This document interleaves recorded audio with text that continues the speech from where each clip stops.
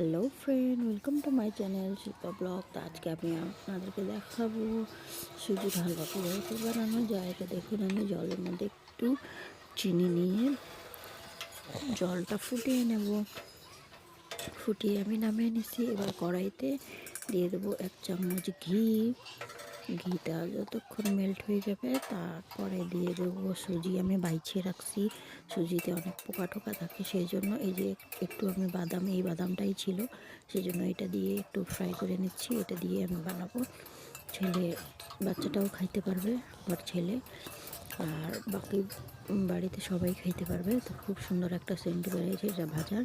তো দেখতে পাচ্ছেন আমি এই যে করে নিচ্ছি। আর এই যে সুজিগুলো দিয়ে দিলাম আমি।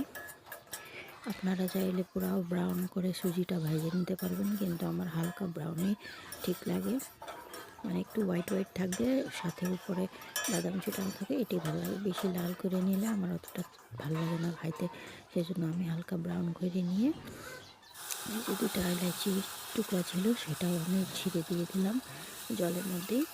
আর যে চিনি গুলানো জলটা দিয়ে দিলাম গরম করা, দিয়ে দিলাম সুজিতে, একটু ফুটতেছে। তারপরে দিয়ে দেব একটু, এই যে শুকনো শুকনো হয়ে গেছে, কি সুন্দর করে হয়ে গেছে। এটা আপনারা চাইলে আপনাদের বাচ্চাকেও খাওয়াইতে পারবেন। এই যে আমি একটু দুধ দিচ্ছি, 2-3 হাতা দুধ দিয়ে দিবেন লাস্টে। আপনারা চাইলে দুধ দিয়েও বানাতে পারবেন। তো কেমন লাগছে আমার সুজির হালুয়া অবশ্যই কমেন্টে জানাবেন।